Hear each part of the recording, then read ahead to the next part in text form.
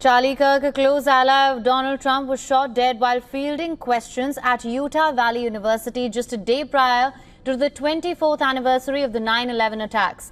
From gun violence to lone wolf attacks, America is battling a new war, homegrown terror. Our next report brings you all the details. Take a look.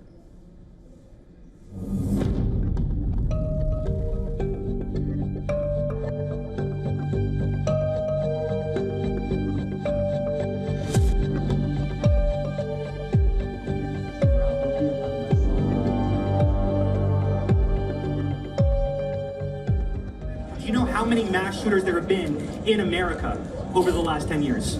Counting or not counting gang violence? Great.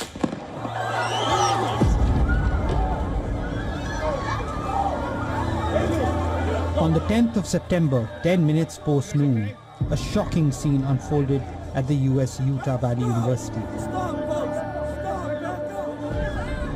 Conservative activist and Donald Trump's close ally, Charlie Kirk, was shot dead in front of a stunned audience.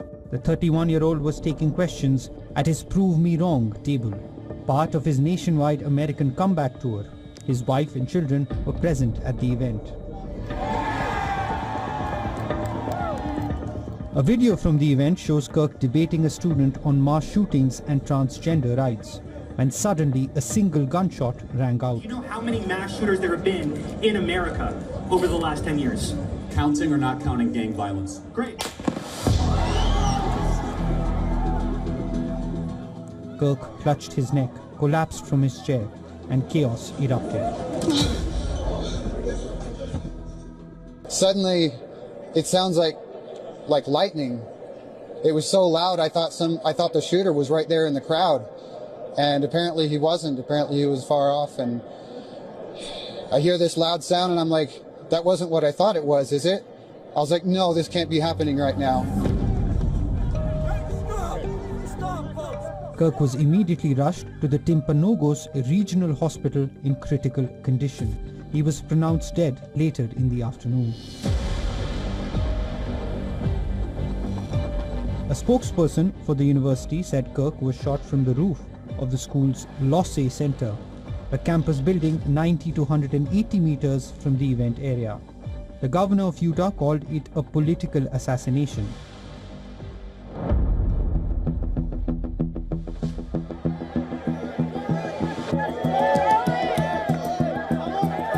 "31-year-old Charlie Kirk was a veritable rock star in conservative campus politics and a staunch, unapologetic Donald Trump loyalist who rose to fame when he co-founded, at the age of 18 years, the non-profit organization Turning Point USA in 2012.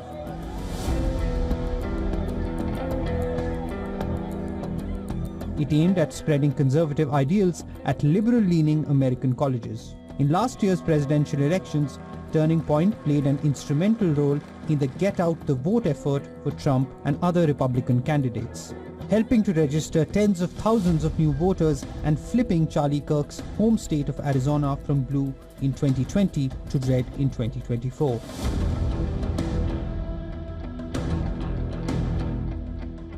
Given his provocative, confrontational style of conservatism, the son of an architect who dropped out of a community college near Chicago to devote himself full-time to political activism had critics aplenty.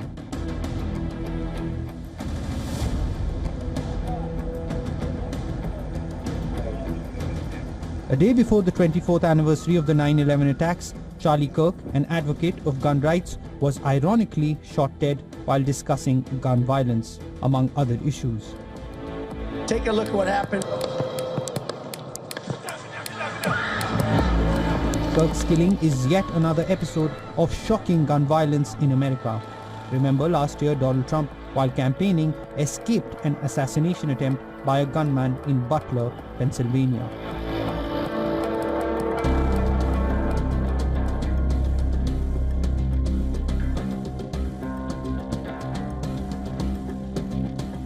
With over 300 mass shootings recorded this year alone, the United States is confronted with a war within. Unfortunately, guns have been woven into the very fabric of American culture and politics. The United States, a gun-obsessed nation of 330 million people, is awash with about 400 million guns. With more guns than inhabitants, the United States has the highest rate of gun deaths of any developed country. You may be surprised to hear that 75% of the world's 875 million guns are civilian controlled. 48% of these guns are in the United States, which has the highest rate of gun ownership in the world.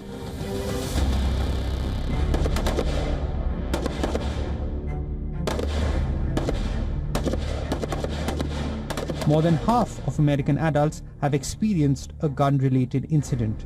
Those surveys have established that 57% of Americans are in favor of stricter gun laws. Policy paralysis regarding efforts to tighten gun control has endured for years.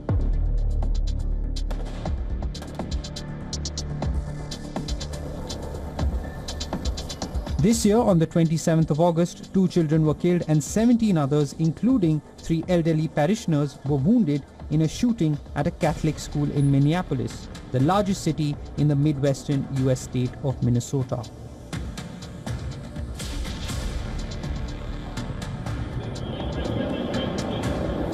On the 28th of July, New York City, the most populous city in the United States, was jolted by its deadliest mass shooting in 25 years, in which 4 people were gunned down before the suspected gunman trained the gun on himself and died by suicide.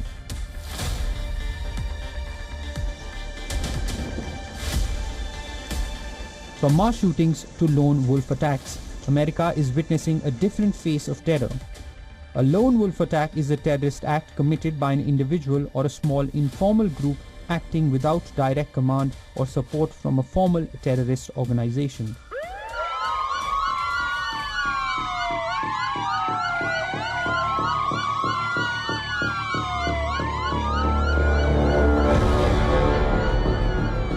On the 1st of January this year, Shamsuddin Jabbar used a pickup truck to kill 15 people and injure 57 in New Orleans. He rammed the vehicle into a crowd of New Year revelers, followed by gunfire from the police before being killed. Jabbar, a US citizen from Texas, served in the military in Afghanistan.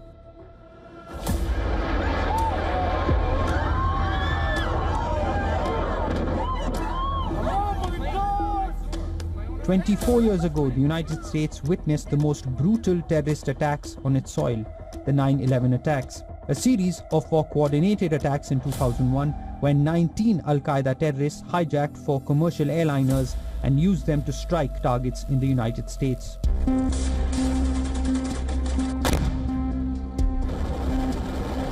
Following 9/11, a global military campaign, War on Terror, was initiated by the United States to counter terrorism, eliminate the perceived threat of global terrorism. According to Pew Research in 2019, before the US withdrawal of forces from Afghanistan and the Taliban takeover, 35% of adults said domestic terrorism was a greater national problem than international terrorism. As per the US Department of Justice, while the multiple attackers were prominent in the pre-9/11 era, the single attacker rose to prominence after 9/11. Do you know how many mass shooters there have been in America over the last 10 years? Counting or not counting gang violence? Great. With the recent Kirk incident, the big question surfaces again. How many more tragedies will the land of the free and the home of the brave endure before it arrives at the final, definite solution of stricter gun laws?